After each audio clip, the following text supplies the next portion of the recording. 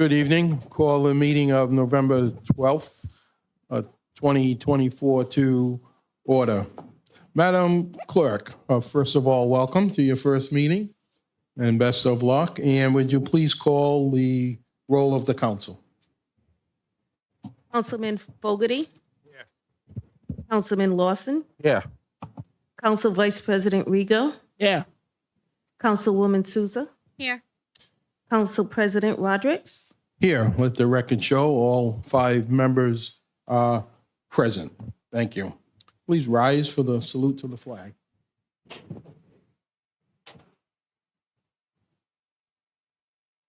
I pledge allegiance to the flag of the United States of America and to the republic for which it stands, one nation, under God, indivisible, with justice.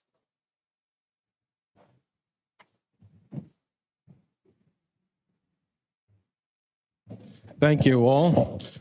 And bear with me tonight to accommodate a few persons on the agenda. We may skip the order a little bit. Madam Clerk, if you could read the first presentation for Councilwoman Souza. At number 1, Councilwoman, if you want to explain, we're going to hold that off at their request, correct? Yes, sir. So the Girl Scouts Troop 108 democracy badges will be scheduled for December at the request of the Scout leaders.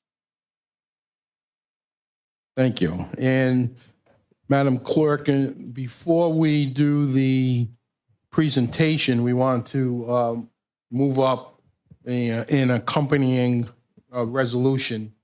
So with consent, if we could move up the ordinance titled Chapter 929, appropriating up to $5,500 for scholarship for the East End Theater and Performing Arts. So without further objection, is there a motion? So moved. Motion by Councilman Lawson, seconded by Councilman Fogarty. All in favor? Aye. Aye. Any opposed? The ayes have it. Thank you, Councilwoman. If you want to proceed with your proclamation. Thank you. Yes. Right, we're going to vote on the ordinance. Okay, so the vote was to just move it up. Is there a motion to approve or reject? Oh, absolutely. Motion by Councilman Lawson, seconded by Councilman Fogarty, now to approve. All in favor? Aye. We're trying to get to Moving a, quick. Moving quick. Moving quick. sorry about that. Any other comments on the council first before we go to the public? I am a strong supporter of the arts. I think if we can do ways like this to help foster the arts in the city, it is a home run. Between, you see the art box coming up, the murals going around, the Louvre has been growing every year. Heritage Arts, bringing the platters, so many. Utilizing the arts as an economic driver is perfect for a city like East Providence. And I love Councilwoman Souza bringing this forward. And I'm in strong support. Strong support. Thank you. Council President, if I may just read the ordinance for the public. Please. On January 9th, 2024, East Providence City Council adopted an ordinance, Chapter 916, appropriating $50,000 for a citywide utility box op project to be funded by federal opera funds, not limited to other op projects.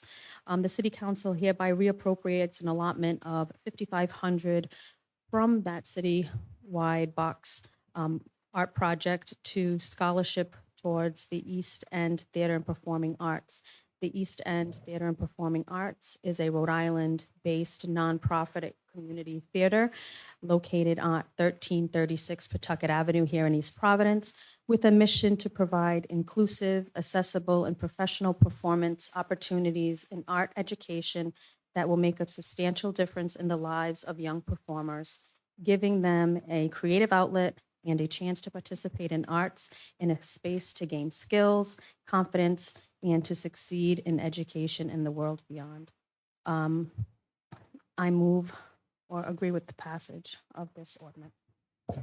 Well said. Thank you. And hopefully I didn't confuse people. I did go out of order if you have an agenda with you, but at this time, I'll open it up as a public hearing if anyone here wishes to speak for or against this. I'll ask one more time. Is anyone here in the chambers who would like to speak on this item? Hearing none, I'll close the public hearing. Motion to close. Motion by Vice President Rego to close the public hearing. Second by Councilwoman Souza. Now on the actual resolution, the motion was by Councilman Lawson and seconded by Councilman Fogarty. All in favor? Aye. Any opposed? The ayes have it, and that's passed. If you want to continue, Councilwoman, thank you. Thank you, Council President. So the City Council has a proclamation here that we'd like to present to the leaders of the performing arts who are present with the City Council today, Jill and Jessica. Whereas the East End Theater and Performing Arts in Rhode Island-based nonprofit theater located at 1336 Pawtucket Ave in East Providence, with the mission to provide the inclusive, accessible, and professional performance opportunity of arts and education to make a substantial difference in the lives of young performers, giving them that creative outlet and a chance to participate and gain skills, confidence, and education. I hereby, Councilwoman Anna Souza, on behalf of the City Council, we present this proclamation in recognition of the arts and theater performance. You ladies could come up.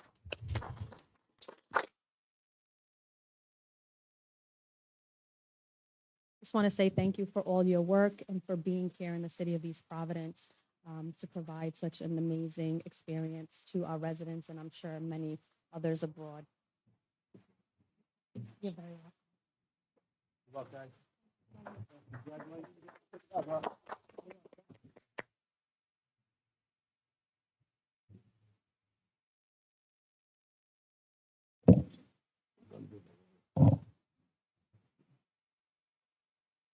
Council President, Yes. I know the next thing is executive session. Mr. Reynolds is before the school department tonight. He just texted me. He's running a little behind. So when he gets here, so we can skip the executive session for now and go back when he gets here. Okay, and without further objection, I would like to move up the item on page 6 under appointments, where we have a recommendation that requires council confirmation.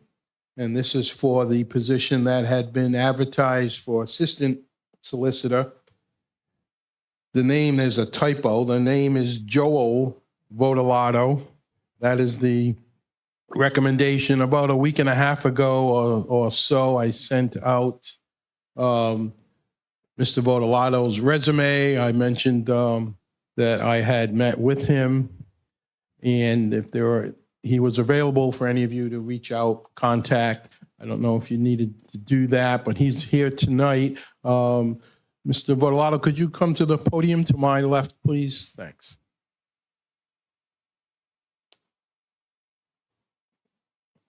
If you want to just identify yourself, name and address for the record.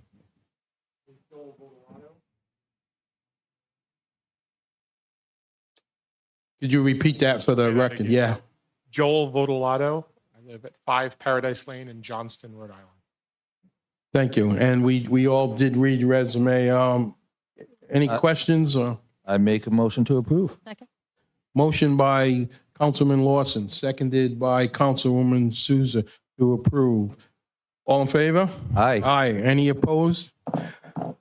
The ayes have it, 5-0. I will guarantee you it's not going to be that easy every meeting. I would imagine that, Council President. Thank you, and you are free to stay till midnight if you want, or you can leave. Yeah, you can switch, right. You're on the clock now if you want to switch.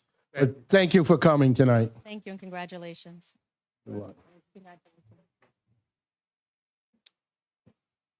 So we'll hold off on the executive session until the appropriate attorney is present. So Madam Clerk, now that we've totally confused you, we're going to go back to the agenda. We'll skip the executive session for now. And we can Consent go, calendar. what's that? The consent. Yes, we'll move to the consent calendar and et cetera. Consent calendar for discussion and possible vote.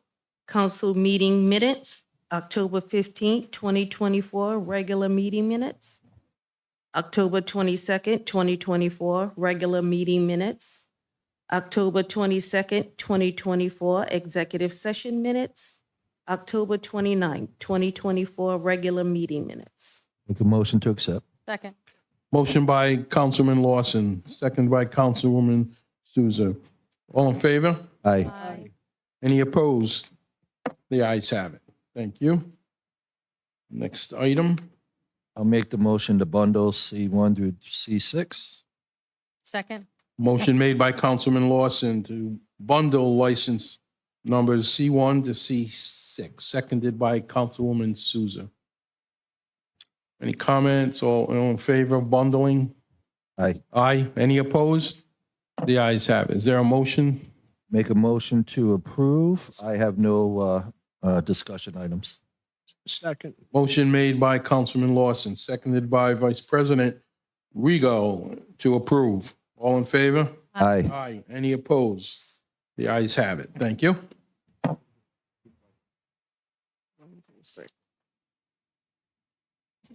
I'm going to ask, again, because it will have some bearing on the agenda itself, that without objection, to move up on page 10, I believe. Just verify that. Page 10 under letter E, number 1. Is there approval to move up this item first? Well, I make a motion, we move it up.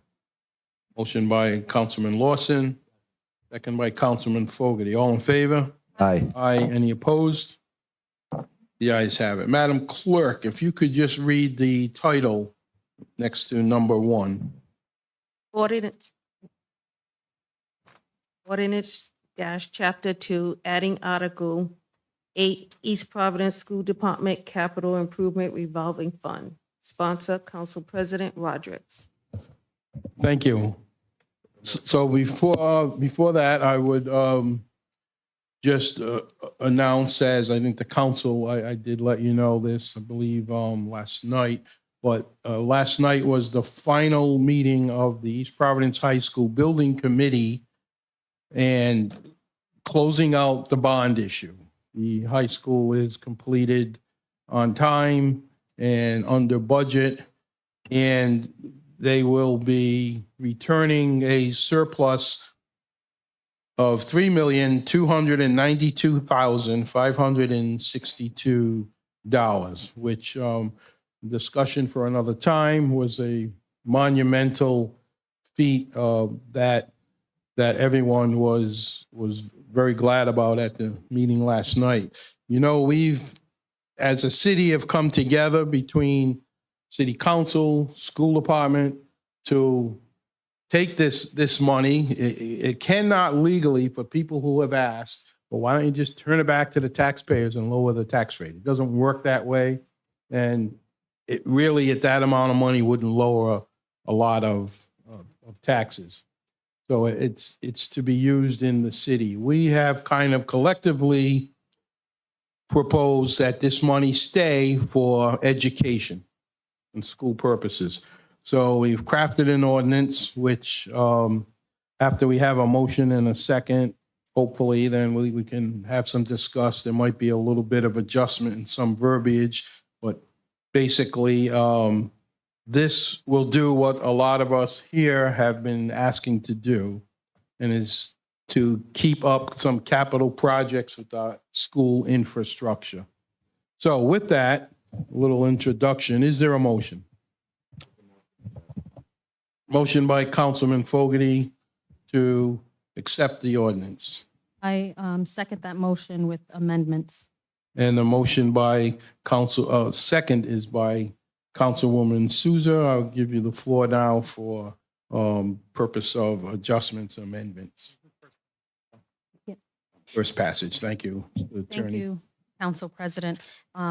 So one of the discussions that we had, or that the council has discussed, it was regarding the need for a committee that just seems to be adding another unnecessary layer to this, what we're wanting this fund to be.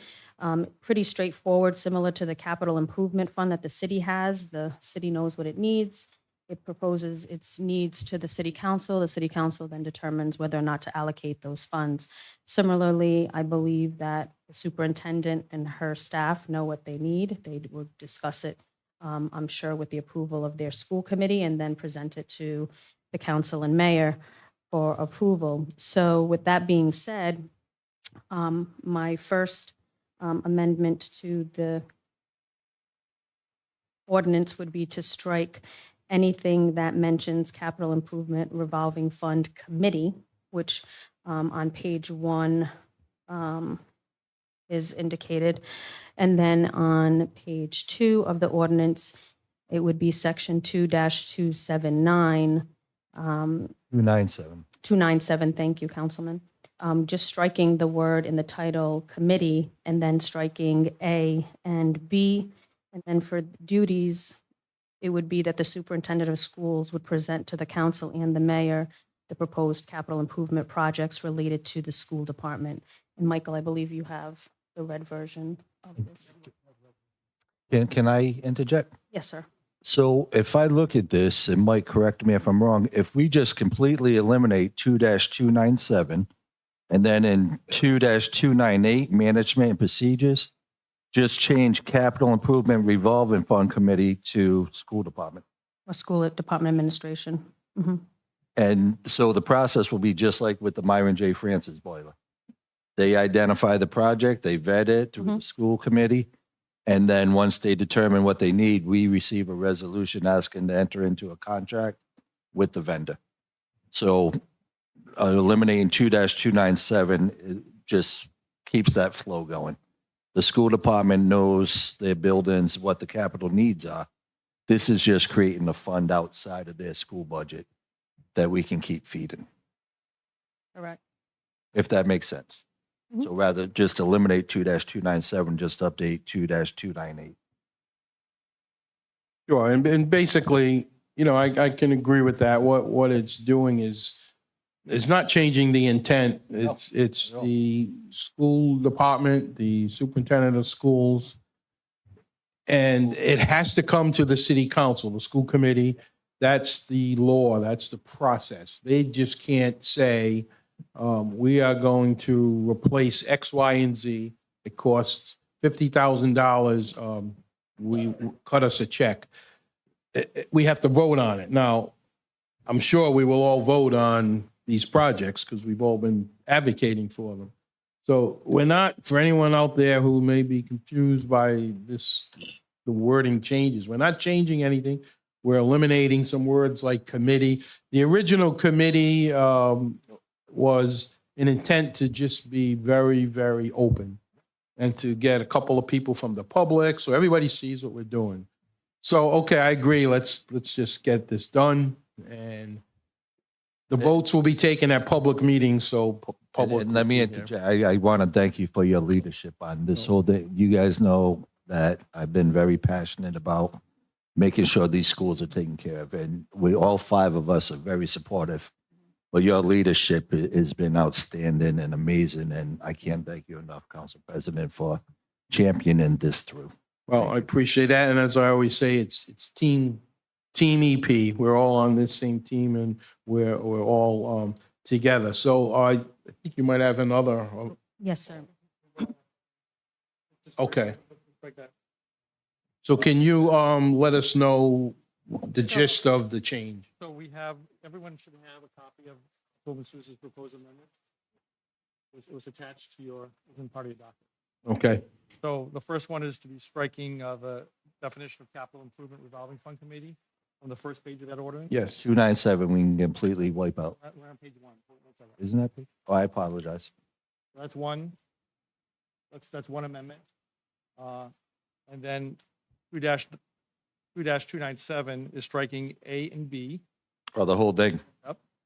adding each fiscal year as part of the budget recommendations, the superintendent of schools will present to the council and the mayor proposed capital improvement projects related to the East Providence School Department. That's new language or Yeah, I think. Shouldn't that go in, remove language, but that's shouldn't that go in 298 though? Yeah. Just eliminate 297 and just put in 298, Under procedures. management and procedures? Want to move it there, that's fine. Okay. It's up to you. We can move it later after, but I think. Yeah, because 297 is the committee, Right. and we're wiping out the committee, so why would we add Well, something? because you're striking the word committee, you're just saying what the capital improvement fund does now. I, You see, do you have her changes, proposed changes? I did see. But I'm saying we don't need the word committee in here at all. And it's struck. It is struck. But there are other provisions under 2-297 that she put in there. Right, he's saying that we can just, that is a procedural thing, and it should just go in the procedural, I think is the recommendation of the. council. Whatever. I was just. No, I don't care where you put it, I just want to make sure. Yeah. Sure, so let's just put it under procedures, management and procedures. So remove the remaining part under 2-298. Yes, thank you. That's one, for that, Mhm. the First Amendment. Okay, so is there a motion to approve this amendment as read? This, I make the motion to approve. Motion by Councilman Lawson, seconded by Councilman Fogarty. All in favor? Aye. Aye. Any opposed? The ayes have that. In the next amendment, We were striking under 2-98, the language that said capital improvement revolving fund committee, and just replacing that with the school department administration. And the other issue that I raised with the council person, I obligate to raise it here, as proposed, you're striking it to do this by resolution. Council doesn't appropriate money, taxpayers' money by resolution, they do it by order. That needs to, in my opinion, to make this legal, that needs to stay. Yeah, and it has to be an ordinance. Yeah, so then we can. Yeah, so not a resolution. We're going to eliminate that striking ordinance, we're going to eliminate resolution and put back ordinance. Correct.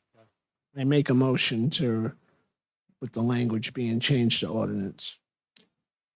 And then all the other stuff can remain the same. motion Does by, that need a vote, or is that just a Scribner type? No, Going it's- from- we're voting on her red line amendments, we're just putting that back, so that's part of the amendment of an amendment, basically. Okay, It's up to you. whatever you need to get the word ordinance in there. motion by Council Vice President Rego to approve, Thanks, Eddie. second by Councilman Fogarty. All in favor? Aye. Aye. Any opposed? The ayes have that. That's Change. It, and that, we'll redraft this for. Mhm. Second passage. So everything we're in going- section 2-29 is approved, or just we just drop it? We should vote, excuse me, we should vote as the whole ordinance now as amended. Correct. I'm sorry, Frank. Yep. Vice President. So we have to do this 2 more times. Correct, yeah. All right, I just wanted everybody to be clear. It's 2 more times after tonight. Amended the Yeah. first. All right, What we need to do now is pass the ordinance as amended. So we have 2 amendments, the ordinance now as amended. Was there a motion to pass the ordinance as amended tonight? Yes, a discussion? Yep, just one last line that wasn't in the original, and I just wanted to clarify with the solicitor. The last line says, "All ride reimbursements from any designated project should be deposited into the capital improvement revolving fund." Well, that doesn't need to be voted on, that's just because it's part of that section. Okay. I just want to make sure that, had spoken council person, I forgot where it is. Oh, I'm sorry. We can do that, and then we Yep, have to go that back. to- top- Yeah, yep. we'll go back to something else on top. Yep, so in that first paragraph, we're going to keep it excluding versus including. Let's For vote your on those recomm- amendments, and then we'll go back to that. Okay. So right now, it's, So I'll make a Oh, we- motion, we approve with the amendments. The ordinance with the yeah, amendment. we have one more change after this. Okay, so a motion by Councilman Lawson, seconded by Councilman Fogarty to approve the ordinance with the approved amendments. All in favor? Aye. Aye. Any opposed? The ayes have that. Sorry, Yes. Council President, one last change. If you look at the top of page 2, Councilwoman proposed, actually, you know what, we didn't vote on that because we didn't vote on that change. So we'll leave it. Leave it. Yeah. We're all set. Thank you. I got it. So we'll take care of, for the next meeting, get the new ordinance. Thank you. And just to clarify, Anna, section 2-296, it kind of says that the money goes into this fund. So I don't know if we're duplicating language by adding it. Well, it says this money and any additional money that you guys want to put in later. So you could, the initial bond fund is the seed money for this Yep. fund. And then at the future date, if the council wants Mhm. to put in additional money, we can do so as well. So that's why 2-296 needs to start. Okay. No, I'm saying, do we want to add her red line of ride reimbursed things going into the capital to 296? That's already there. That's it, that's the last sentence. We did that, all ride reimbursements for any designated project. That's the last line. I'm just saving you typing if it's already in It's 296. already there. It's in there, they say, the right move from it. Thank you. So, Mr. Solicitor, a question. So next week's meeting and the first meeting in December, this would become. We don't, do we have an advertising situation? First passage again. Yes, we do. So after next week, So if we pass it next week as amended, then we got, is it a 5-day or a 10-day? 7-day. So we'll be fine for that first meeting in December, when- the 19th. I think so. We'll hold the ad. We'll have a clerk hold an ad for the.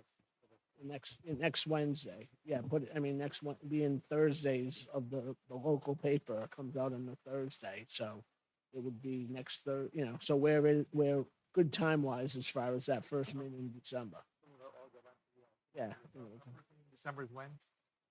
3rd, I think it was- that's- December 3rd. As long as we hold the ad next week. we can do that. Thank you. To clear, and a technical question, the school department will hold this money until we pass this. No. This money's gonna transfer immediately to us.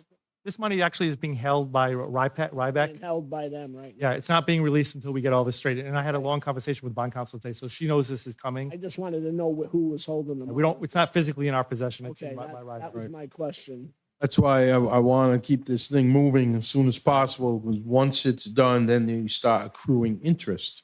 And interest on $3.3 million is nothing to sneeze at. I agree. So, And once it's in place, I'll be comfortable Yeah, voting on okay. the other capital stuff. Yep. So sooner we can get it in place, the better. All right, well, thank you all for coming together on this. Let's revert back to the regular, oh, you had one other? Did we vote on the ordinance as amended? Yes, I'm sorry. yes.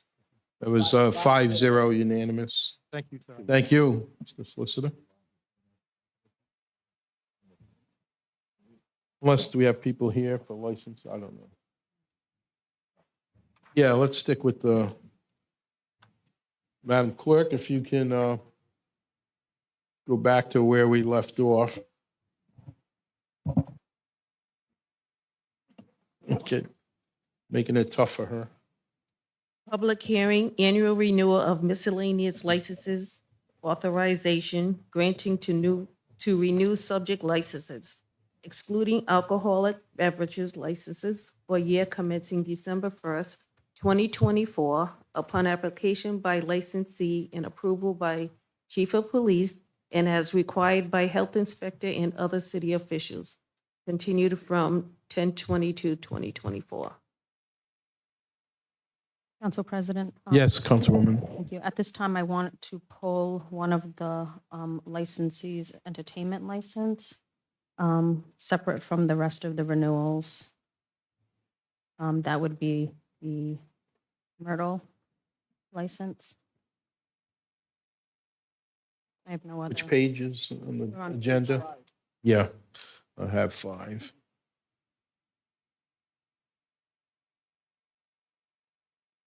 What is your pleasure on the other items? I have none. Motion to approve, except for the one indicated for reconsideration. Motion to approve all items with the one exception the Councilwoman stated. Let's see, The public hearing. motion by Councilwoman Souza. Is there a second? Second by Councilman Lawson. Comments from the council first, if any, right now? We come back after and comment. If not, I'll open it as a public hearing. Anyone here who wishes to speak? Yes. Come on forward, please. Just give you a name and address for the record.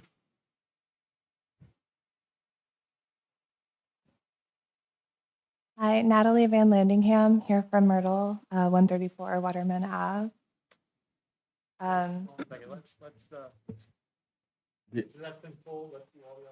Yeah, I was just gonna suggest that because the others, we have no other questions. So hang on one second, then we can spend time with yours.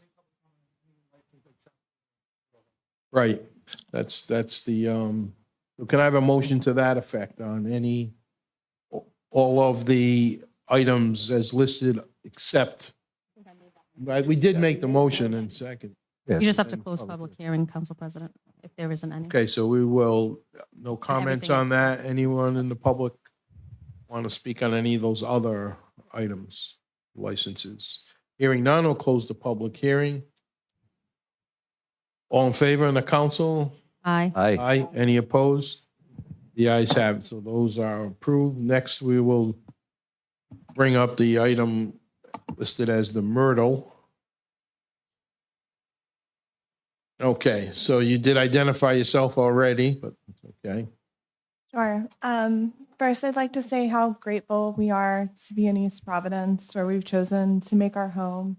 As an addition to the already vibrant and diverse community, we're so proud to have provided over 700 free shows to our community and be a part of the growth of the East Providence Arts District. We understand it is a process to add a unique business like ours to the area, and we're so glad and thankful to all of our supporters and neighbors for having patience with us as we navigate the ever-changing landscape of our community.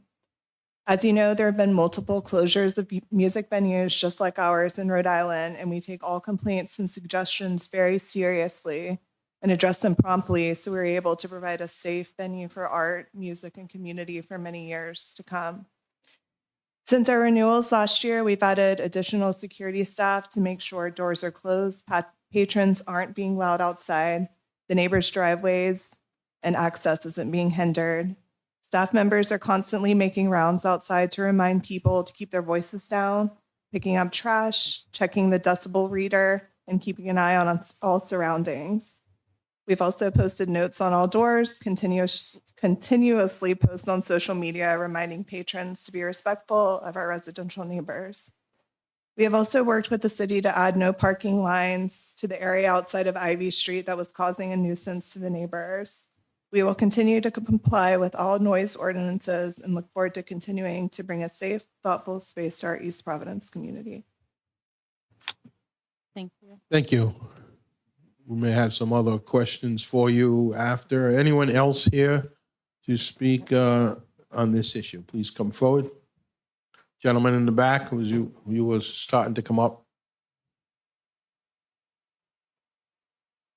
Just name and address for the record. Mark Piero, 168 Ivy Street. Welcome. Thank you. Thank you. As far as the noise complaints, we spoke to Tom before. October 23rd, there was two elderly, well, not elderly, but middle-aged women yelling, swearing at each other. We let it go on for about an hour. Then a gentleman stepped in, FUB. So as myself, you know, I'm law enforcement. I was getting ready to go outside. I said, I'm not doing that. I'm gonna call the police. The police come, they leave. Now, my neighbor has sent you guys videos or something. I have videos if you want to see them. Like, I wish you guys could see this. And it's the way I see it is, we're Ward 2. You're Ward 1, you're Ward 3, 4. If it's in your ward, help out the other ward. You're supposed to be helping out all our communities, as far as all of the residents. So if there's one councilman or councilwoman that's having an issue in their ward, please don't say, well, it's not my ward, so, you know, just let her have the problem. We are residents with you guys too. You guys represent all of us. So we're asking for all your help, not just one councilman or one councilwoman. There's a video and emails that were sent out to you, so I hope you read them. My other neighbors will be here shortly. There's gonna be more emails coming out. The intoxication part, they come down the street all the time.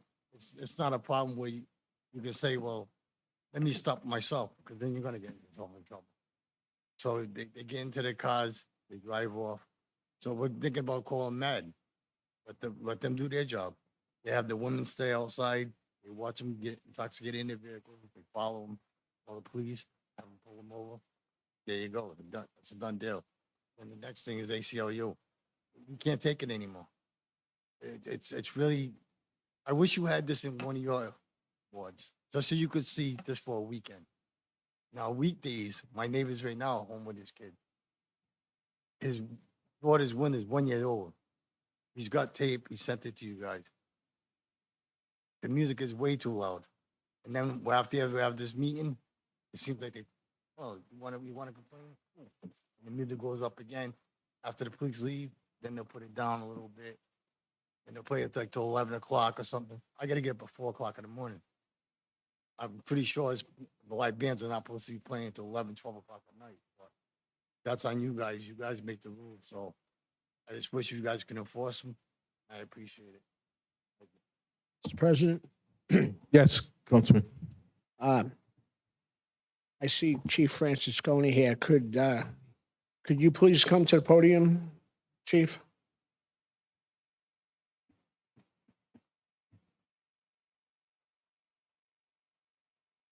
Good evening. Good evening, Chief. Thank you.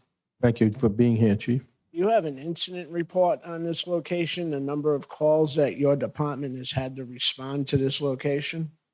I do, but unfortunately, I just printed this information up a very short time ago. I was just notified about this. I haven't had a chance to dive into the calls. In the last 6 months, we've had 10 calls. That does not necessarily mean 10 calls. We were called there by a neighbor, or we have been taking a proactive approach where our officers go there on their own. That's logged as a call for service just to check the area. So I would need some time to kind of go through all of these calls to see kind of which were generated by a complaint in the neighborhood and which were just an officer calling out that they're doing a check of the area. You're saying you only have 10 of those in the last 6 months? That's correct. And then overall, we have, since September of 2023, 30. Okay, in comparison, say, to another club or a bar, where is that number? Not to put you on, sorry if I'm putting you on the spot with the question, but I'm trying to get the feel for the number of calls. And I'm not gonna Gotcha. name locations, but obviously you know similar type locations. I would be, given the, obviously what's at stake here, I'd be more comfortable if I could take a review of that before giving you an answer on Yeah. that. Yeah. Should have asked for that question earlier, but Mm. things came to But I it. would be more than happy to do some comparison work, yes. Is it too early to say, and maybe we'll have you come back and as you dissect that, but just quickly, is it too early to say with the calls, have there been any arrests? I don't see any arrests here, and I only see in those 30 calls that I've referenced, actually, maybe 2 reports actually taken. One, without diving into it, I would venture a guess that it was not directly related to an issue at the Myrtle, happened outside. But I do not see any arrests, no. Thank you. Council President? Yes. Councilwoman? Thank you. So previously had asked, knowing that the licenses were coming up, for a report on entertainment and bars in the area, the center of the city in which I represent, and was provided that by the then city clerk. And so I do have that information. There were 14 in the last 6 months at the Myrtle for compliance checks for loud noise and disturbances. There was a transport to the hospital, vehicle stops, traffic compliances, trespassing, traffic violations. Other areas also had other calls to service. They were less than 10 and weren't directly, couple were accidents, but had nothing to do with, they were just the location, not the facility itself. So we know that there were more than 10 in the last 6 months. There were actually 14, and a majority of them had to do with either a noise complaint or some type of vehicle or traffic issue in that area, and there may be more. The last updated was October, so I don't know if anything from October 1st to today has been called in, but those were from April to October 1st at the Myrtle. And again, I've had conversations with the owners, and I've been a supporter of this business, but I do have to take into consideration and hear what the residents, the property, unfortunately, the business is immediately abutting residential. And I believe when was first brought to the council, it was talked about that there were going to be acoustics and that kind of type of music, which is very appealing and not so loud. The problem we're having at this location is the amplifying of the music to the neighbors. So if it was not amplified, then people across the street wouldn't be able from their bedroom window to record off their phone and be able to successfully hear the lyrics of the music that's being sung inside of an establishment that should be providing, in my opinion, a better soundproofing for the residents who live right above the property. So I think there are multiple problems that we can address so that the business owners can work on addressing, and the noise. So the amplifying of the music is probably something that needs to be looked in, or how to soundproof. Right now it's all glass, so there's no buffer for the noise that's inside not going outside. And then obviously you have patrons coming in and out, so opening up the doors lets the sound travel outward. Living in that area myself, the traffic, obviously we know that it's an overlay, so there were no parking requirements necessarily. So using on-street parking is all that those patrons have. But then it becomes a problem when they have amazing events. Where do they park? And what's happening is, unfortunately, they're blocking people's driveway. They're actually parking in people's parking lots that look like a parking lot, but it's actually just an oversized driveway, which is something that obviously is not comforting to people, right? It's a security issue for people who have small children, having people coming in and out using driveways as turnarounds. So there's a safety component to that we have to think about. Public drinking has also been reported on people's property or in front of people's property, which again is just another level of concern that the residents have, because it's a neighborhood community. So there's a lot of small children that live on that street and abutting that area. So those are just a couple of the things that I would like for us to take into consideration, and to have the owners try to think of how we can address those issues to make it a better situation for everybody that's involved in that. The council did receive an email shortly before coming to the council meeting. The gentleman did reach out also to me by phone call and asked that I read his email into the record so that he could have the owners here. He has been very quiet and kind of sat back for the last year, but felt that it was necessary to kind of come forward now because he has young children in the home. And so now it doesn't just affect him personally, but also affects his children. So if the council would allow. Sure. My name is Tayog. I am writing to express my growing concern as a resident of 136 Waterman Avenue regarding the ongoing disturbances and disruption caused by the Myrtle located right next door at 134 Waterman Ave. I am a resident of East Providence for 20 plus years, primarily at the Warren Avenue location for 8 years. I am not one to complain or ever have made an issue, but I am at my wit's end with this situation and the never-ending issues with no resolution that follow after growing complaints and concerns myself and my neighbors have. It is almost like at every meeting, they get worse and louder. I believe it's imperative that these issues be addressed promptly to preserve the quality of life and safety of the residents in our surrounding areas. Sorry to bring this all to you in this manner, but it is the only way I can speak, and maybe the location of the bar wasn't the best place, and the idea that they could come up with it may be great for everyone else, but not for those of us who live in the abutting property.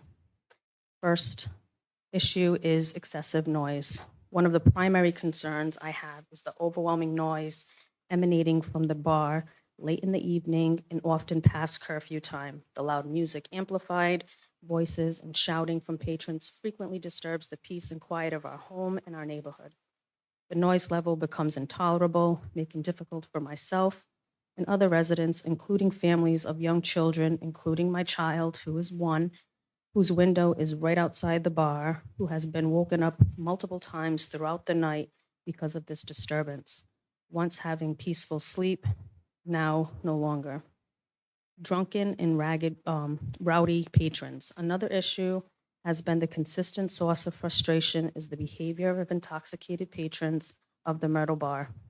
It is not uncommon for a large group of people to spill out into the street, shouting, arguing, causing general disturbances.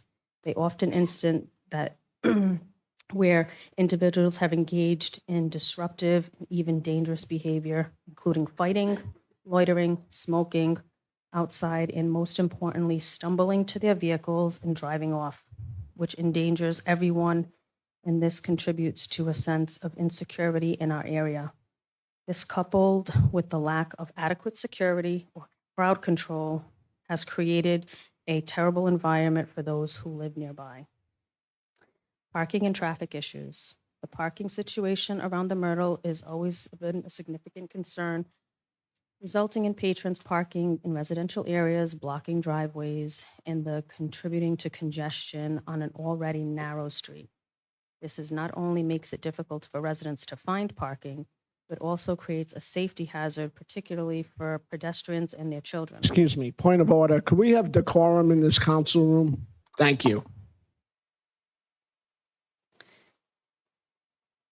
Thank you. Additionally, everyone using my driveway as a turnaround and traffic building up in the area during peak hours exacerbates the problem, making it difficult for residents to navigate the neighborhood or leave their homes, and parking close to the corner, causing a blind spot and near accidents. Given these ongoing issues, I respectfully request that the City Council and the Mayor take action on the following items. Enhance enforcement of the noise ordinance, including ensuring that the bar complies with local noise level limits, particularly during the late hours. Increase security or crowd control to prevent disturbances caused by intoxicated individuals and to ensure that the safety and well-being of our community. Improve parking management to prevent overflow parking in residential areas, to migrate congestion, particularly during peak hours. I believe it's crucial that the city take this concern seriously and work with the Myrtle management to find a solution that balances the interests of the local business with the right and the well-being of the residents. I would appreciate the opportunity to discuss these concerns further and look forward to your prompt attention to this matter, as I am not able to attend this meeting. Please review videos and photos below that I have shared, and many more that are available. That is Mr. Tayo Grabello. Okay, thank you. Reading that, I mean, it appears there is a lot going on here. I'm wondering if we shouldn't even have a separate session meeting on this So- where, yes, Councilman. First of all, the Myrtle's an amazing business. They created a phenomenal place for music, for fellowship, for people to come together. But it's in that overlay zone that reduces parking. So we can't put no parking on the side streets. We have neighborhood bars. You mentioned that because we don't live there, we don't get, I grew up in Riverside, Stevie D's, the Lincoln Bar. So neighborhood bars are not unique to the city of East Providence. These problems we're talking about, have we got together, the administration and the neighbors and the owner, and come up with some kind of game plan? It sounds like nobody's talking to each other. You know, is anybody sitting, everybody at the table and saying, these are our concerns? How can we address them? Yeah, that's. Counselor, by law, they can go until 1 o'clock, right? With music? Their entertainment license can be concurrent with their liquor license, correct? Okay. So we can look at maybe asking Natalie if they could work on reducing, I don't know how late they play till at night. People leaving the bar, causing disruptions. Maybe we got to look at some kind of security guards out there. There is a solution without throwing the baby out with the bathwater. We have to understand these people deserve to live in their home without these things that are being reported. But at the same time, we also have a very cool business that's adding to the quality of life in the city. So my suggestion is have the administration, the chief, Anna, get everybody at the table and let's talk. Let's look at each other in the face and say, okay, these are the issues. How can we solve them? You know, rather than show cause here, all this stuff, let's just have the adult conversation first. I'm pretty sure we can come up with a solution that satisfies an awesome, cool business in the city and these people being able to live comfortably. But I suggest we have that conversation first because it doesn't sound like we've had that step yet of all the people together. Right. Well, I know there's emails that go back and forth and stuff, but that's my suggestion. right, I think there's been individual conversations, but not a roundtable discussion with the parties that are involved or affected, which I think is a great thing to do if people are available and make themselves available to do that. But I would say everybody needs to come with an open mind, an open heart, be flexible to different ideas and not argumentative. And this is definitely not a show cause hearing by any means. This was an opportunity for us to have a discussion and bring awareness and hear from the residents. But like I've mentioned to the owners, I am willing to do whatever it takes to help support the business, but I need to also think of the residents that live there. So how do we build that bridge to get us together? And because we're in this middle of renewing licenses, this is the time where we can now come together and say, you know, these might be stipulations or areas of improvement action items as we consider renewing the license, you know, like we've done with other establishments where it's maybe on a 6-month versus a year. And during that 6 months, we have this table discussion. We try to work out some of the kinks and see how it works. And then at that 6-month marker, we evaluate for the renewal of the next 6 month or entire year. And just to be clear, this is only on the entertainment part of the licensing of the business. This has nothing to do with any of the other licensing for the establishment. Thank you. Chief, did you want to add something? Yeah, before to echo Councilman Lawson's sentiments, that's what I was going to. We'd be more than happy to kind of spearhead this and have our community police unit meet with the residents, meet with the owner. This is the first I'm hearing some of this stuff. The solicitor sent me that email just a short time ago, which spawned me to start printing some of this stuff up. So I had to play a little bit of catch up, but I'd be more than happy to facilitate this. Yeah, I think rather than belabor this anymore tonight, you know, let's do that. We would, through you, Chief, could you start the ball rolling and contact, you know, administration and anyone on the council other less than 3 people. So obviously Councilwoman Souza and put together a meeting, sit down at the table, and was certainly not at any point tonight where we're looking at any kind of a hearing. So let's Happy to.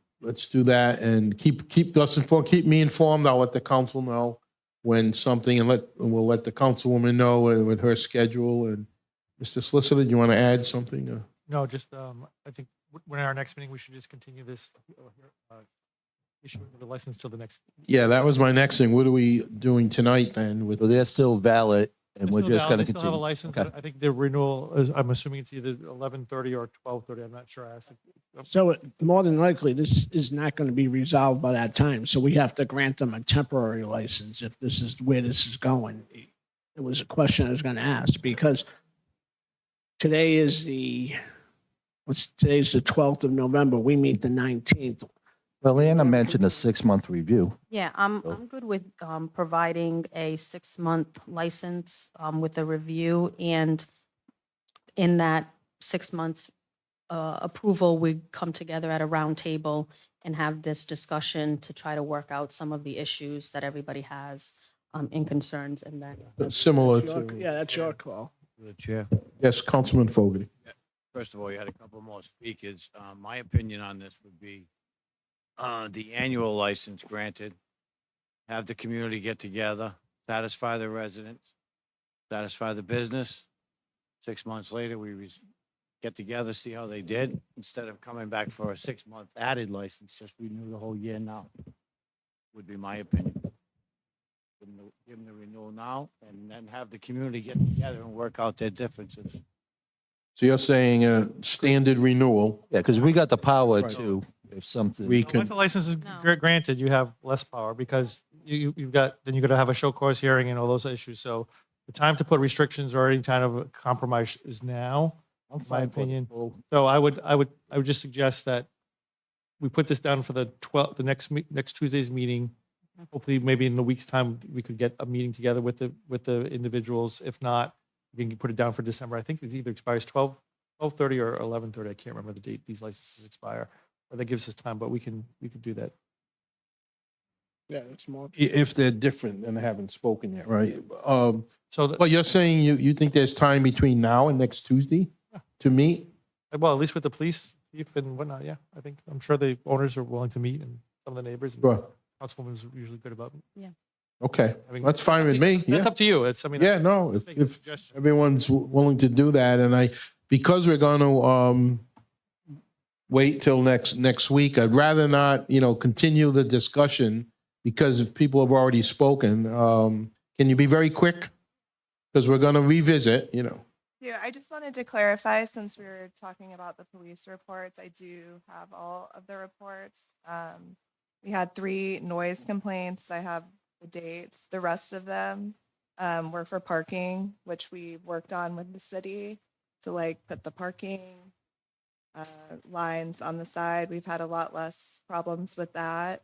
The trespassing warrant was something that we issued for somebody that was acting out of line. And then the ambulance taken was because we saw a man who wasn't a patron fall asleep on the sidewalk in front of our place. And I called to make sure he Sure. could get the ambulance. So I just wanted to clarify. Yep, no, and it's part of what you can discuss over these next, Yeah, I just wanted on Few the record days. to clarify that was yep, what the calls, that good point. not just all Yeah. noise complaints and. Yeah, absolutely. That's why once the chief has a chance to get a little more in-depth, then we can verify all of these cases. Sure. And we're, like we said before, we're always happy to meet with anyone, the neighbors and Sure.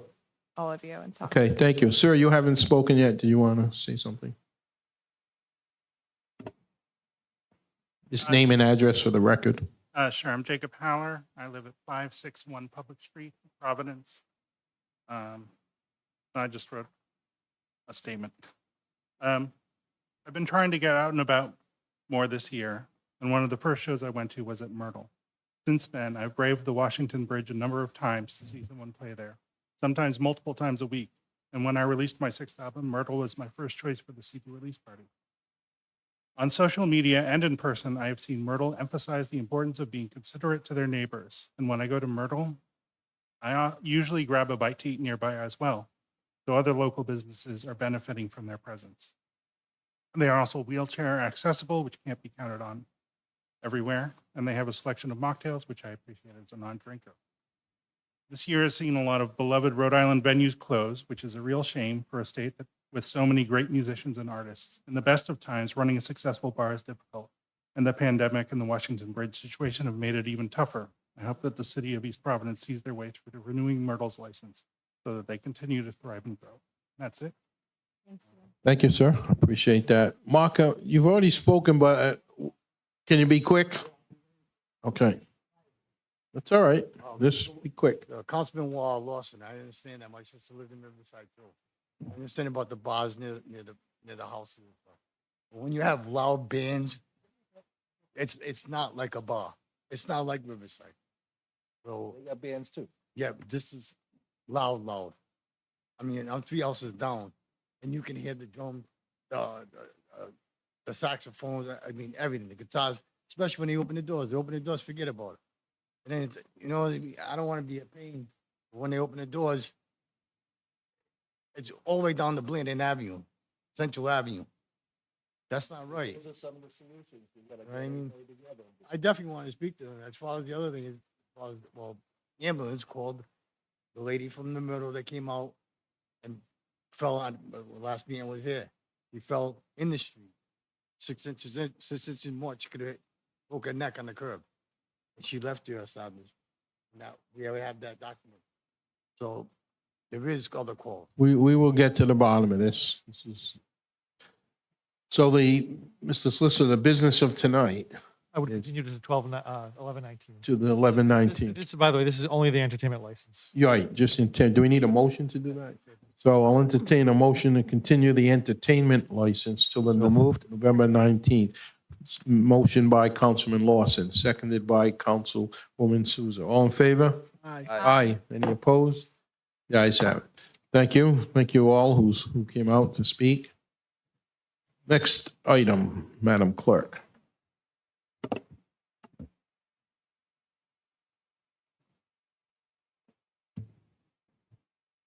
Annual alcoholic beverage license renewal.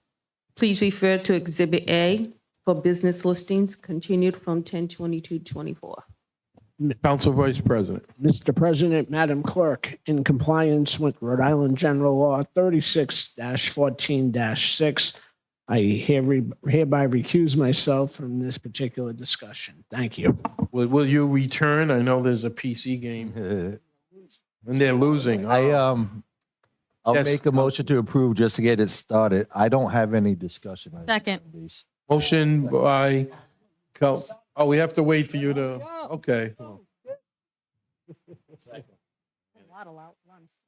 Can't you move any quicker? All right, well, I'll say you can come back. Councilman Lawson made the motion to approve. I think Councilwoman Souza seconded. And what item numbers was? Liquor licenses, this is a public hearing. Renewal of liquor. Right, renewal of liquor licenses. Comments from the council first? If not, at the moment, anyone here that wishes to speak on these licenses? Once again, anyone here that wants to speak on these licenses? Hearing none, I'll close the public hearing. What is your pleasure? We had the motion and second. All in favor? Aye. Aye. Any opposed? The ayes have it. Thank you. The ayes have it 4-0 with one recusal. We can skip communication. She We have can't number make it. 3 and 4, Councilman. Oh, man. I'm sorry. Okay, so we're on item number 3, Madam Clerk, the application for additional hours. If you want to continue reading that, please. Do we want to wait for Councilman Rio? We can start. Application for additional hours to open between the hours of 1 can you- a.m. Get Councilman Rigo, Tom. Tom Yes. Snow. Can you get Councilman Rigo, please? Wake up, Tom. He's blinded by the light.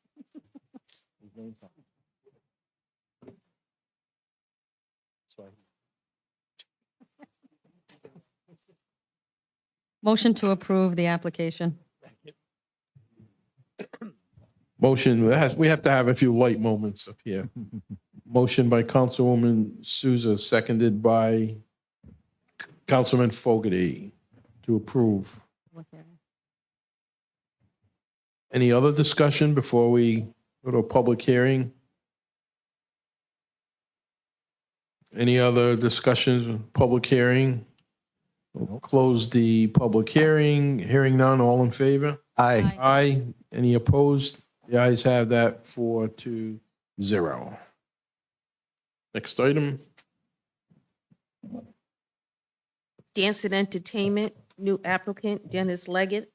Business name East 33, business address 33 Veterans Memorial Parkway. Oh, God bless you. Bless you. Is Dennis here? What, can you come up, just tell us what the business is? I'm not familiar with East 33. Just a name and address for the record. Hello, my name is Jess Brown. I am at 33 Veterans Memorial Boulevard. It is currently an HVAC company with Rory Miller.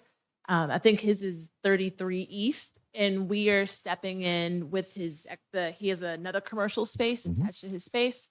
And along with Dennis Leggett, we are doing a creative arts and wellness space here in East Providence. So there's going to be permanent tenants as well as just general membership, where we're providing different art, design, and wellness activities for the community. Okay. So what's the dance and entertainment for? Yeah, Well, but just because we want to do various types of programming. So it's not just visual arts. There's actually a gallery that we put in place that the mayor's come by and has seen.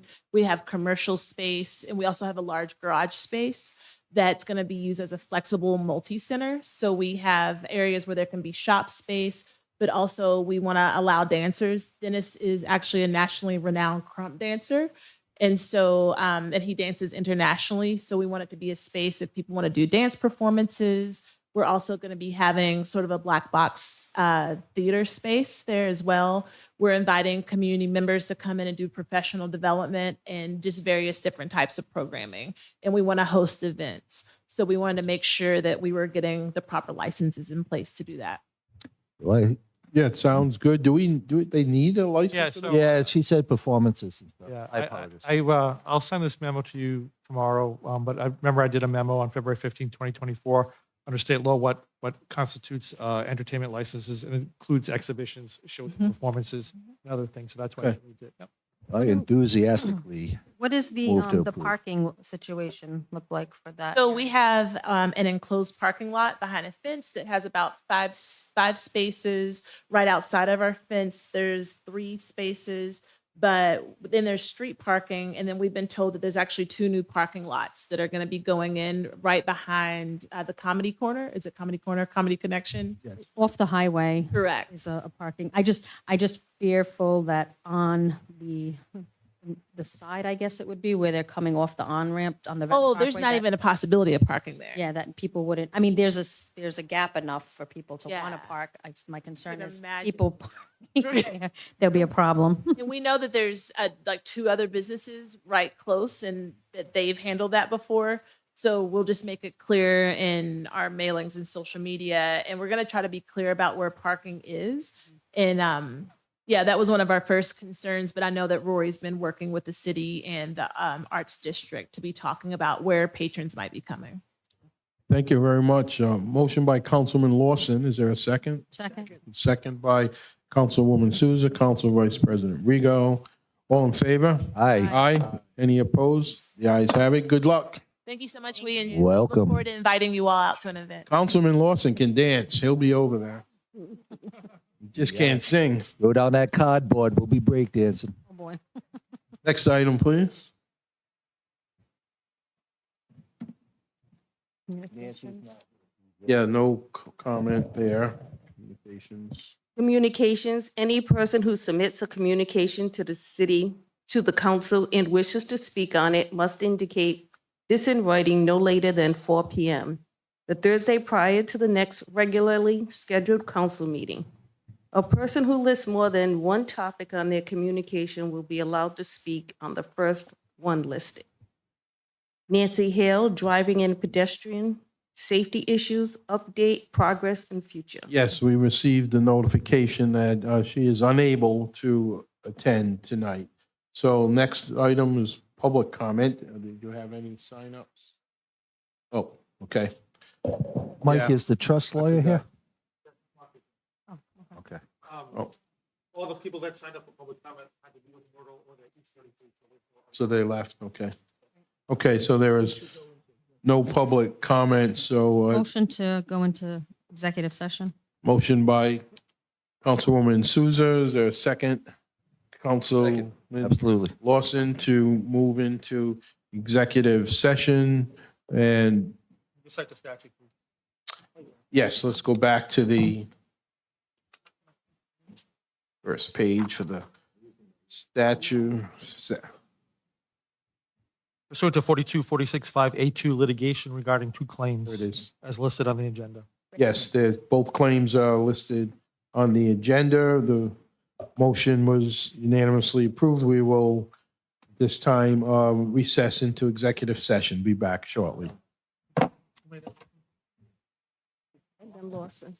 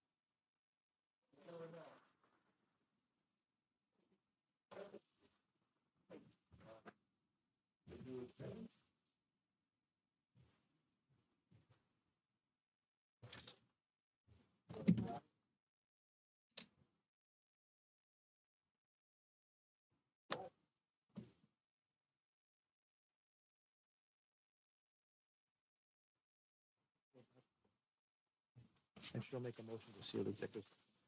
And then move through it.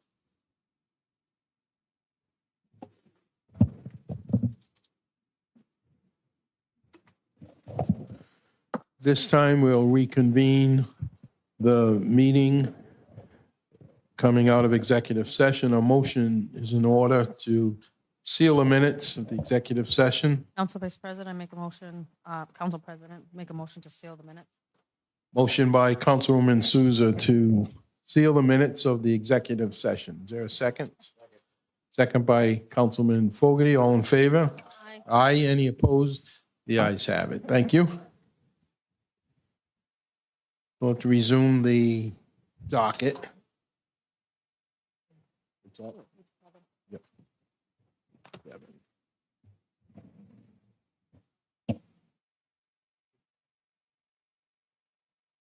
I believe it is, yes, page 7 of the agenda. So Madam Clerk, if you could take it from there.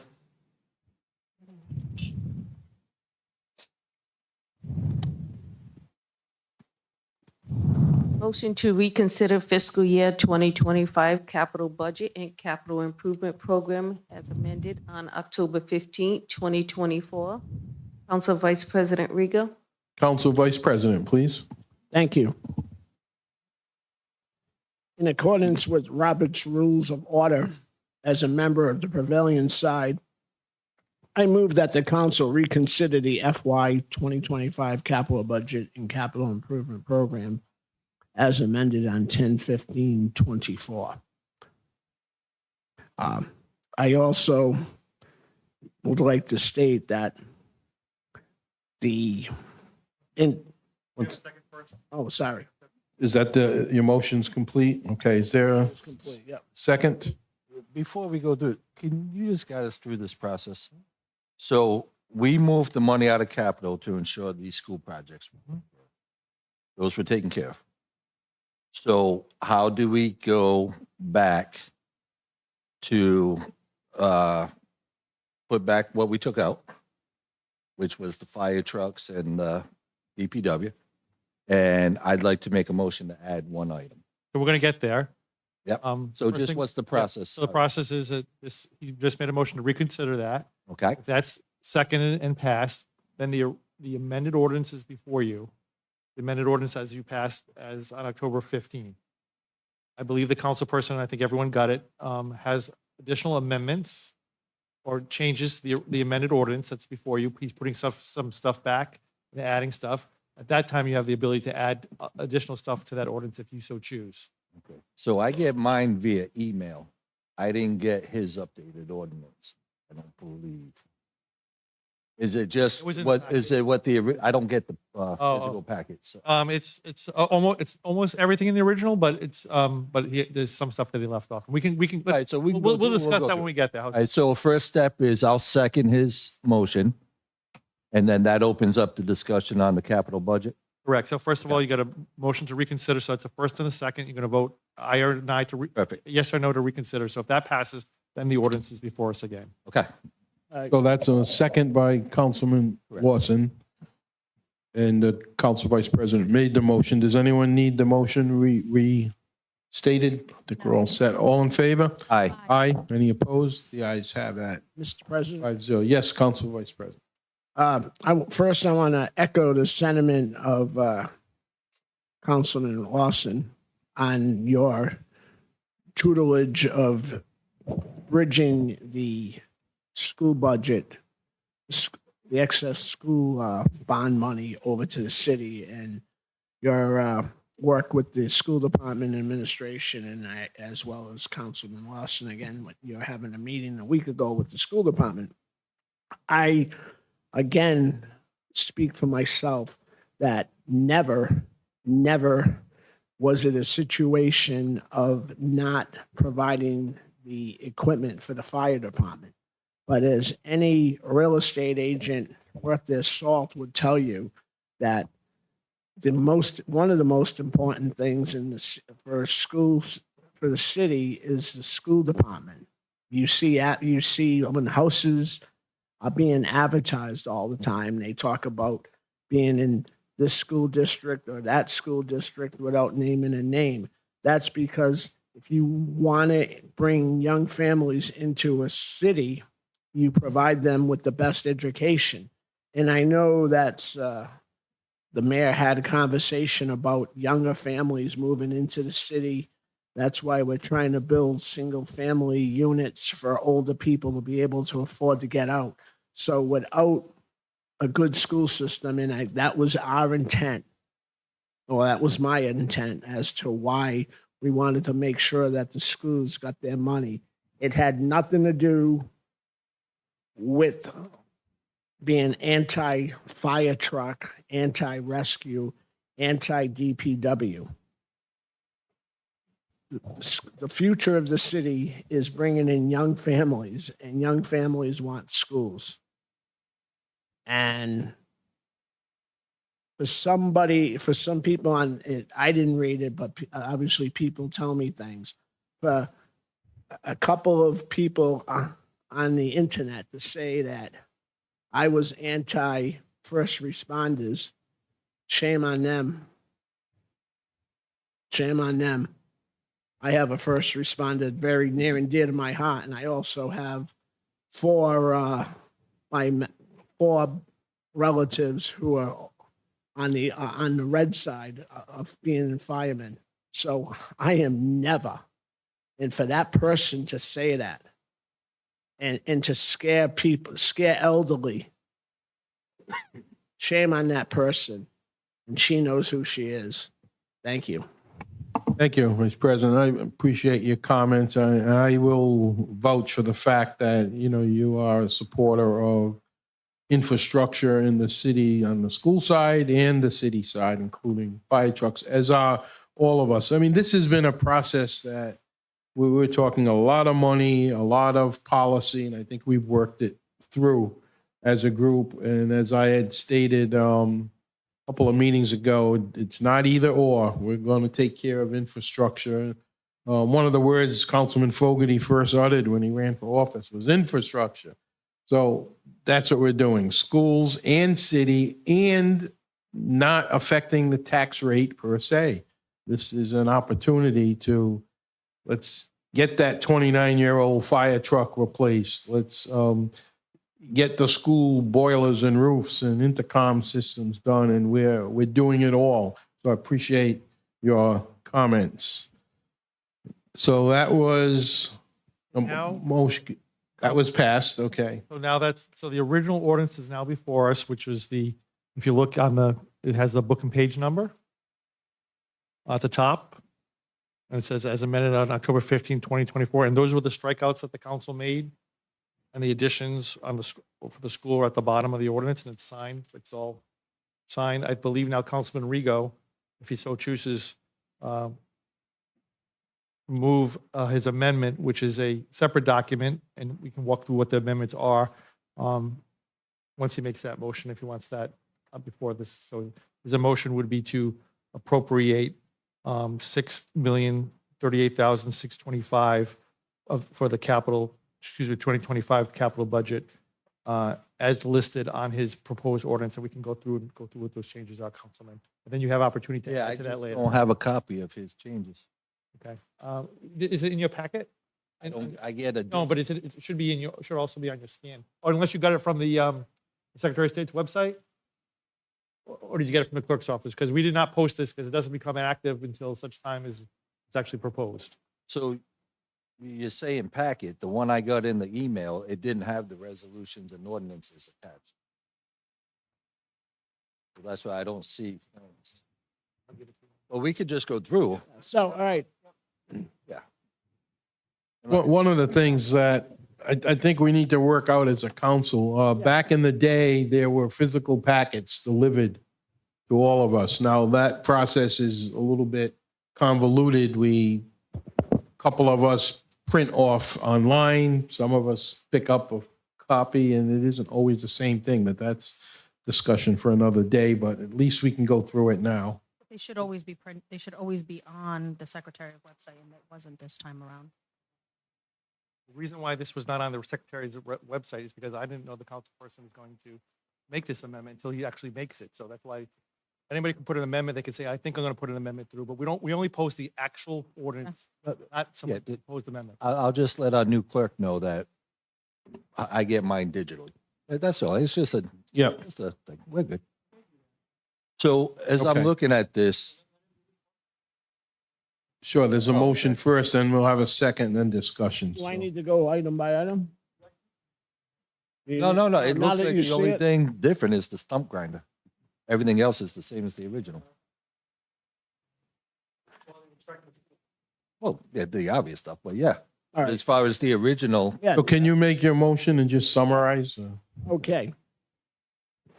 So I'd like to make the amended motion for the capital budget of 2025 Second. in the amount of, yeah, $1,125,000. That's right, because we took the stump grinder away. $6,038,625. Again, I don't need to go through each item. Yeah, you won't have to. We can bring up As long as individual. everybody's So satisfied. that was, I want to add one item right. overall. And the second, All right. Councilwoman Souza already seconded it. So would we add at this point? So I'll make a motion that we add under Department of Recreation, allocate $70,000 for the purchase of a trackless train for the enjoyment of the entire community. It will be housed at Crescent Park in the brand new building, which they're building garage space for. And it could be utilized for use down at the park to help offset so much riding on the carousel, but it also could be used for Winterfest. We can bring it up to Hunts Mills. We could, whatever event's going on, it's just an added value to the quality of life here in the city. So I respectfully ask that we add $70,000 towards Department of Recreation for the purchase of a trackless train. From capital. Yes. Now, do we have to re-advertise this whole thing now that there's an addition? Okay, all right. Okay. So the number changes to 6,108,625.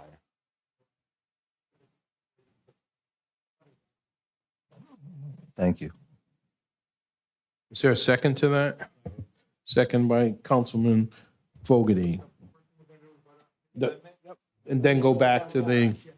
I make a motion, we add my amendment to add $70,000 for a train for the kids of East Providence. Second.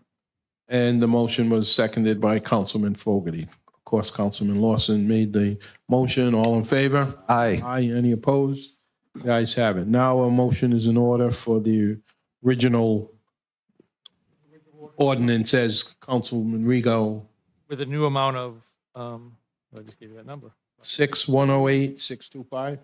No, it should be more than that. No, 6 Oh, plus the, Plus the 70,000. That was the number, Council. that was it. Yeah, there's the, yeah. 6,108,865. So this is, the ordinance has amended now, so that's, that, we need a motion to refer that as well. I'll make a motion that we approve.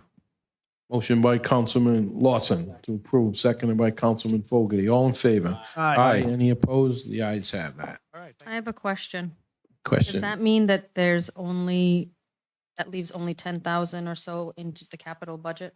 Yeah, about, it's 6,118,625 minus 6,108, yeah. Correct. For fiscal year 25. So it's about 10,000, whatever that difference is, that's the amount that's left in the capital, unallocated capital. Do we know what's left now? I can just, well, nothing's been spent. I can just tell you. Right, what's in the account now? Original, as budgeted, the budget that you guys, well, the budget that was proposed by the mayor, total capital budget was 6,125,000. Mhm. So take 6,125 minus the 6,108, 625, that's how much is left. Is there any left over from 24? $17,000. I don't know the answer. We can find that out, but I'm not sure. I don't know. I think next week, if Chief of Staff is, she's been ill this week, so not in tonight, so we'll get some further clarification on the balances. I think we've asked for that. So, Thank you, everyone, for that. Yep. Thank you, Councilman Rigo. yes, thank you, Council Vice Again, thank you, President. Council President, for your leadership For in this your whole work. process. Thank you.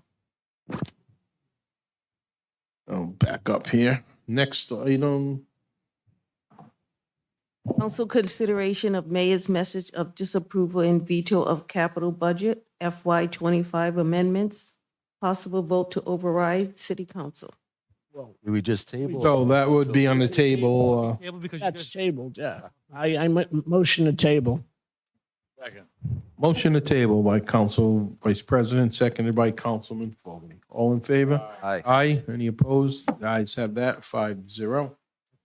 Thank you all. I'd like to table my item 4. And I'd like to strike item 5. We don't need to bring that up anymore. Okay.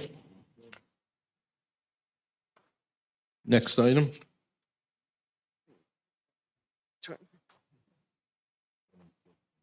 Yeah. Requested report of Glen Lyon Field detailed accounting decision. Council Vice President Rigo. I'm going to table that at this time. Thank you. We'll revisit that. Next item. City Council Veterans Committee update. Discussion, Councilman Lawson. So yesterday we had a beautiful ceremony. Thank you, Mayor. It was amazing. I had tears in my eyes. The only update tomorrow, we're going to hold a Veterans Appreciation Dinner at St. Martha's, 6 to 8. We got it catered by Uncle Tony's, and all veterans, military families, and active duty are welcome to come join in fellowship. It's just a dinner. There's no formal presentation or anything. Just show up anytime you want between 6 and 8. Grab a meal, enjoy some time with fellow veterans and fellow townies. And after the meeting, I'll let you guys know supply-wise what we need left. But that is the update for now. Other than, I don't know if it's under mayor, but Andrea transitioned from constituent affairs to now she's community health and veteran services coordinator. I'm sorry, I don't want to step on the mayor's toes if it's under their communication. Well, I think most of that's going to be held till next week. The mayor, of Oh, course, is okay. at liberty All right, so to I'll hold off address that us, announcement. but I Tricia apologize. said, for no, it's all stepping on right. She said she'll, other than the vote on the assistant solicitor, that. Okay. she'll prepare for next week. Okay. So that's the only update. The Veterans Day ceremony and the park, I get nothing but compliments, and I got to talk to Dan. I've had people asking if they can buy bricks. I don't know. I mean, you'd have to open it up for many people. So we'll discuss, see if that's something. I definitely would like to start thinking about adding to the park. It's a beautiful setup, perfect with that little slope for like speaking engagements. But I think we could add some more to the park, monuments, interpretive signs. So No, that's the update. thank you, and Councilman Fogarty, initiation with the Veterans Advisory Committee, and each month or so it's growing and getting more so. And anyone watching this, veterans with their families, please come for a professional pasta meal at St. Martha's Church Hall as we look at this. Now you're tomorrow, doing desserts. Wednesday. Are you doing the bacon? I have the desserts ready. You're Yeah. baking, right? They are ready. Put it that way. They're wrapped and ready to bring. I've only been sampling a little bit. Little Debbie's. And the ceremony yesterday, I have to quote the Secretary of State, Greg Amore, who I think feels like a lot of us. This is something the city has not done before in the last several years. It's really brought people of all persuasions together to honor veterans, honoring Lieutenant John Wolf and Clarence Jr. Butler yesterday.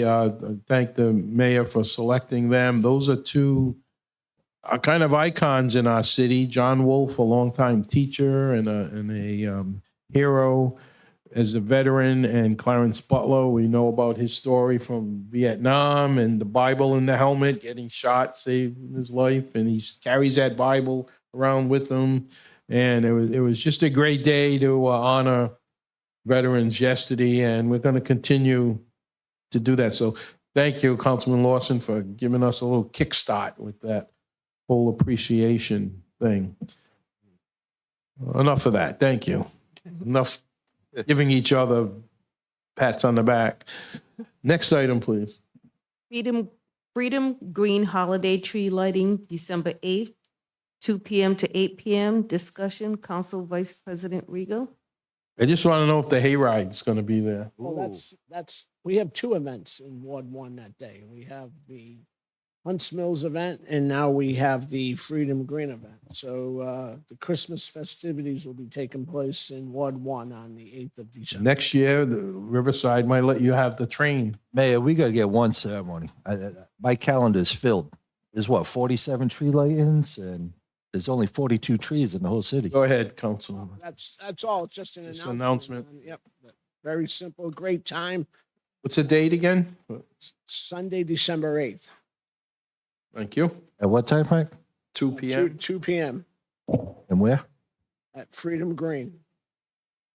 I'll give you directions. I know you have an issue of like coming. I don't leave Riverside, I buddy. know, coming up to Ward 1. I'll give you. Next item, please. Discussion and consideration of separation agreement and payment of accumulated time discussion and possible vote. Councilwoman Souza. Councilwoman,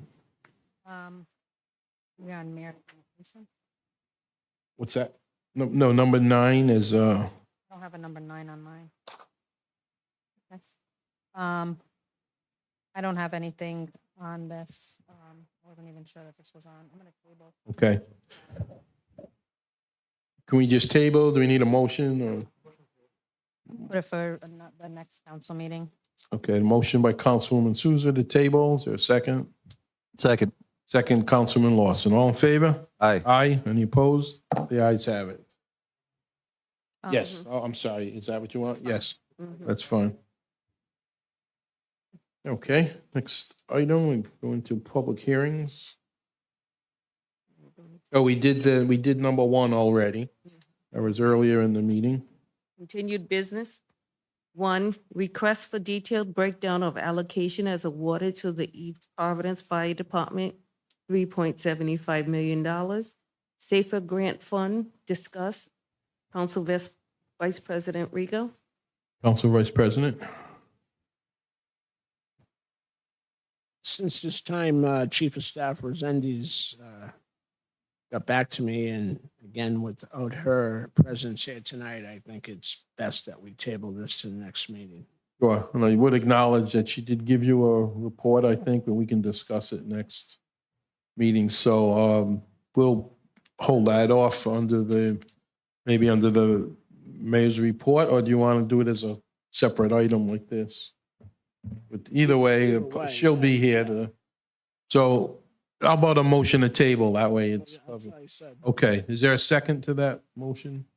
Second. Second by Councilwoman Souza. All in favor? Aye. Aye. The ayes have it. Thank you. Next item. Council requested at October 22nd, 2024 meeting for update on Old Union primary location being developed by Touchdown Realty and an update of review of property from zoning. Mr.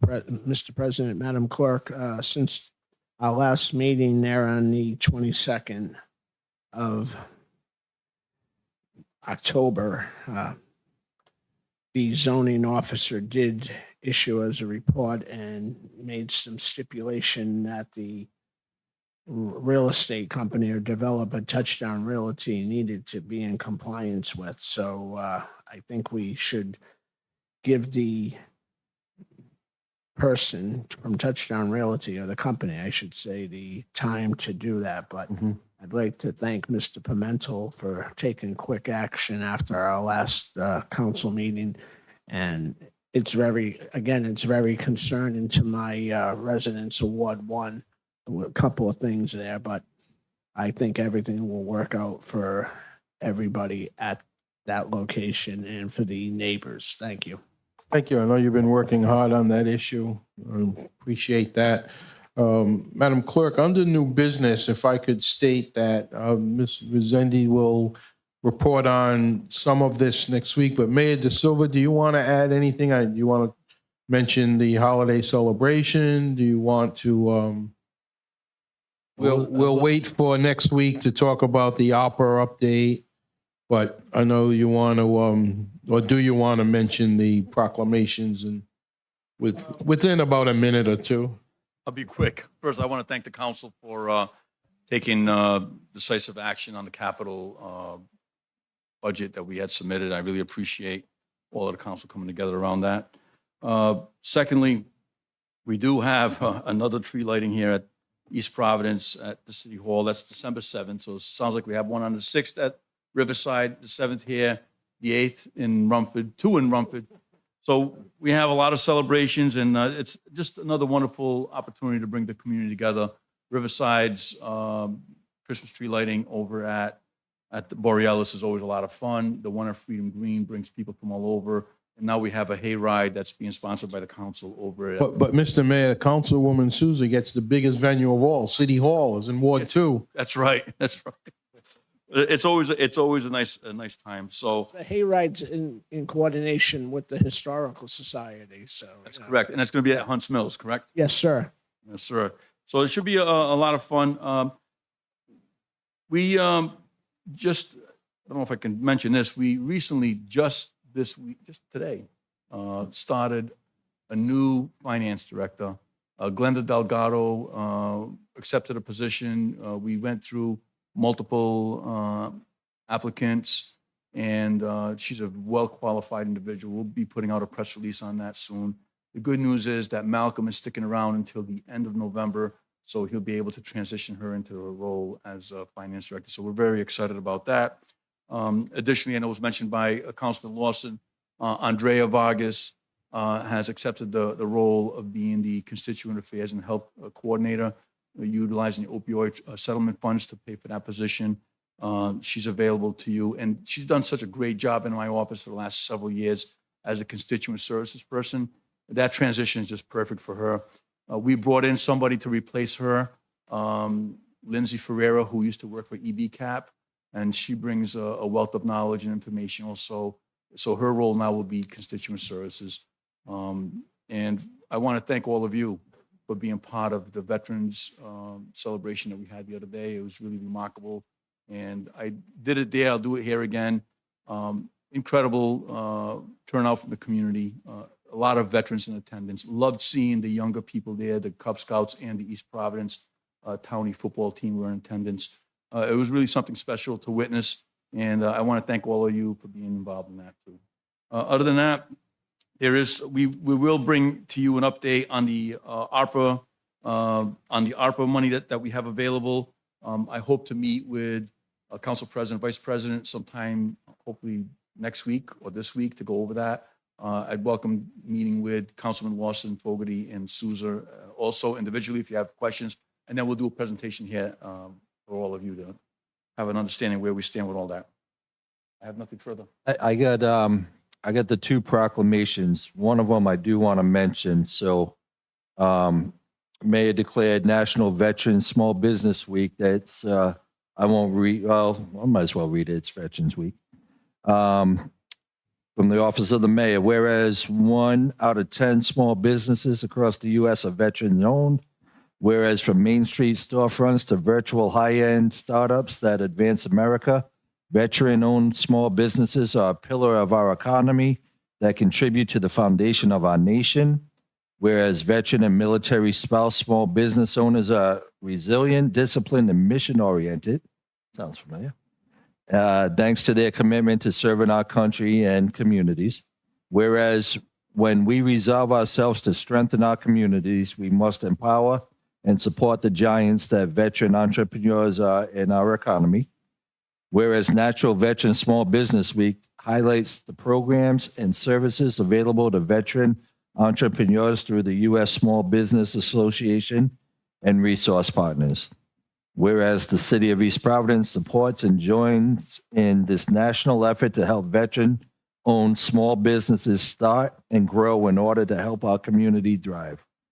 Therefore, I, Mayor Roberto da Silva, on behalf of the City of East Providence, proclaim November 11 through 15, 2024 be recognized as Natural Veteran Small Business Week in East Providence. So thank you for that, Mayor. And the other proclamation, you guys can probably shine on it more next week, but November 30th, Small Business Saturday, the mayor's got a proclamation that we'll probably wait till Patricia comes so you guys can talk about it. Thank you. Thank you. And one other thing, Mayor, without belaboring this, would you please give the council's best wishes to, we know Marlene in your office is very brave coming into work, not feeling very well these last few weeks and months, but she shows up and does a good job and we're all pulling for her. You could pass that along. Thank you, Council President. I appreciate it. Absolutely. Thank you. Next item, please. Am I helping? Reports of the city officials? None. Report of school committee liaison? Update on meeting with superintendent and finance director regarding financials? Yes, Councilman Lawson. So Council President Rodrick and I met with Superintendent Dr. Ferrand and Craig Enos, the finance director. Just there's so much that goes into school financing that it's the great white whale. And we got to get more help from the state and federal level. It's just, we have to. A municipal budget to cover every need of our kids, it's a tough thing. You're talking about transportation costs. Transportation is more than just the in city getting the kids to the school. We transport our special need kids to their placements. Some of them maybe at the Groden Center or other places. We take care of those kids. I spent a decade of my life serving that population, and I'm committed to continuing that. There's so much insurance cost. If certain staff have medications that are outside the norm, we have to take on higher premiums. There are mandates from DCYF. If there's a kid that's in placement and DCYF says, we're putting them in Virginia, I don't know why, but the school department of East Providence has to pick up that tab. So there is so many moving parts that I think it's very important that we keep open those lines of communication. Council President and I met. They told us their challenges. We got contract, what was it? The facilities and custodian contracts coming up. Teachers are coming up. We starting to lag a little bit in teacher pay, not because of anything we did. It's just that other communities are stepping up as well. So just like with police hiring, you get what you pay for. So these are just things coming down the line that this capital project, everybody involved putting it together, it was great. It was what's needed. So now we can feed this fund outside of the regular school budget. So that budget can go towards teachers and therapists and paraprofessionals. And this outside fund can be used for the building maintenance needs. And then when you start talking about maintenance of effort, you know, if we pay for a boiler this year, we still got to give them money for a boiler next year. That's just how state law works. So I think we're in a great place helping fund the construction of and maintenance of the school buildings. We got Martin coming online, the pre-K, the roof and Oldham. And let me be clear, because I guess I caused confusion.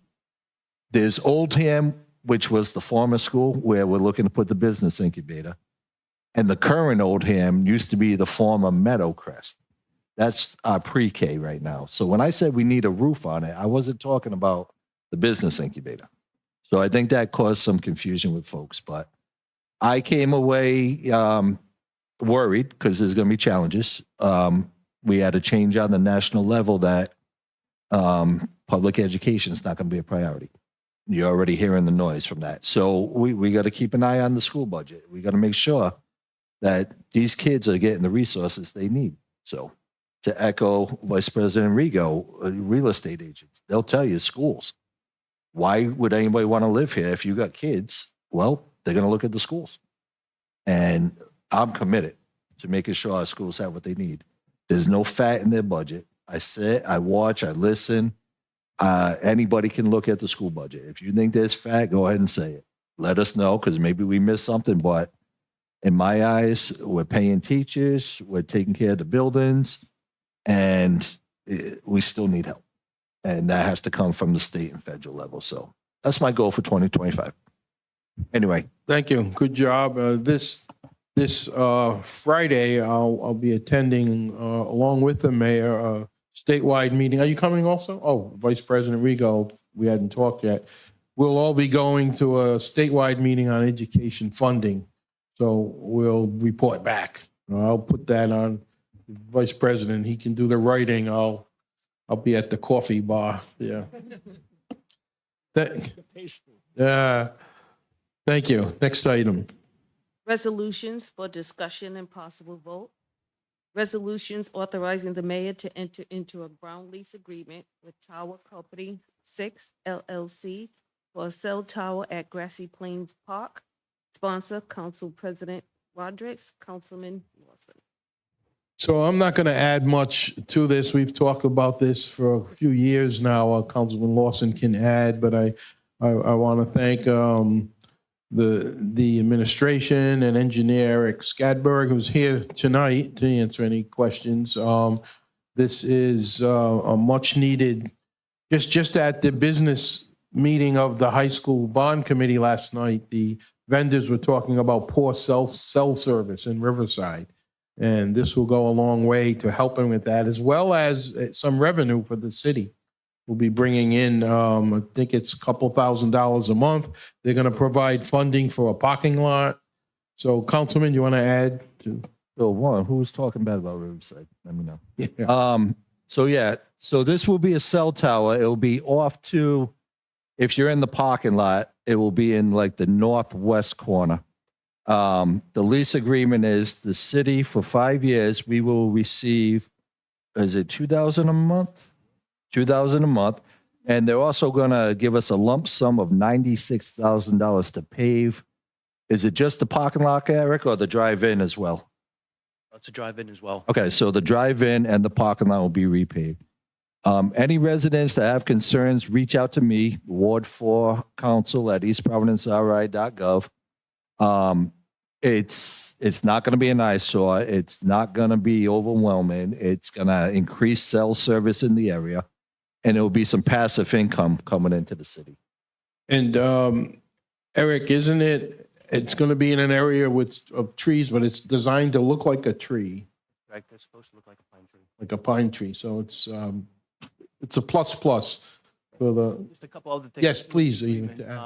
Every year, there'll be a 2% increase on that 2,000 per month lease. There's also a $2,000 sign-on bonus, if you will, that we're getting from them, in addition to the $96,000. Yeah, it was good negotiations. Thank you. I know we've been pressing you on that, and it takes some negotiations. No cost to the city, correct? No cost to the city. I mean, we'll probably have to support them for DEM permits and stuff like that. Yeah. But hopefully that goes smoothly and they get their permits and then they can start building. Very cool. So I make a motion to approve. Motion by Councilman Lawson to approve. Second by Council Vice President Regal. All in favor? Aye. Aye. Any opposed? The ayes have it. Thank you. Thank you, Mr. Skadberg. Next item. Resolution authorizing the mayor to purchase furnishings for the police station. Sponsor, Council President Rodrick.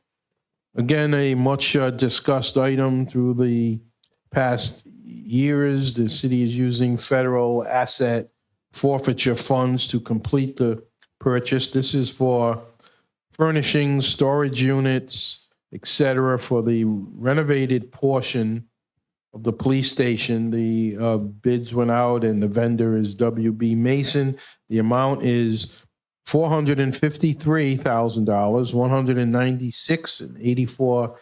196.84. And again, we've all talked about furnishing needs and, yes, I'm This is from IKEA. Do we got to put it together? you're gonna put it together, yes. That's up to the chief, Francisconi. Did he buy himself a drone? Well, we'll let him comment on that. So this is a WB very Mason. significant, much needed investment in the police department. This is more than desks and chairs, which were very, very much needed. A lot of those were original from when that station was built. This is going to expand storage capacity, for example, in our BCI evidence area, bring it up to snuff. It's going to provide our SRT members with a proper storage area. Right now, they store their gear in a closet with wooden makeshift shelving units. So this really is something that's going to set that facility up for years and years and years to come. So it's like I said, a very much needed investment. And evidence storage is a big part of your accreditation too, right? Absolutely, without a doubt. We're repurposing some of our high density shelving units that are on the upper floor down there. So they're going to be moving some of that down there. They're going to be we're adding a evidence pass-through wall so that officers on one side will have an evidence processing area. They'll be able to store it in lockers in the wall. BCI comes in the morning, they'll be able to take that out. It's really kind of standard stuff elsewhere that we're catching up to with this renovation. I move to approve. Motion, Councilman Lawson to approve.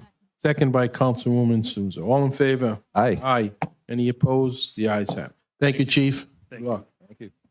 Fire Chief Carey's here. No chairs for you tonight, but you did get a new fire truck.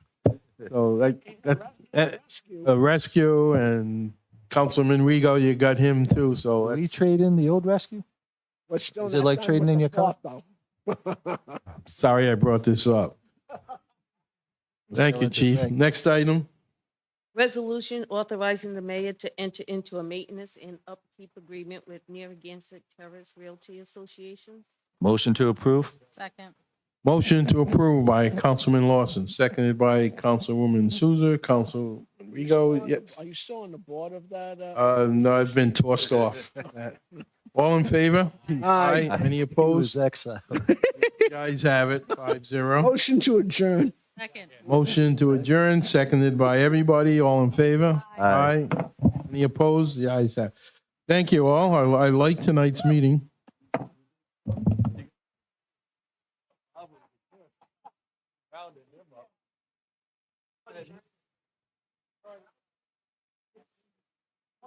One by now.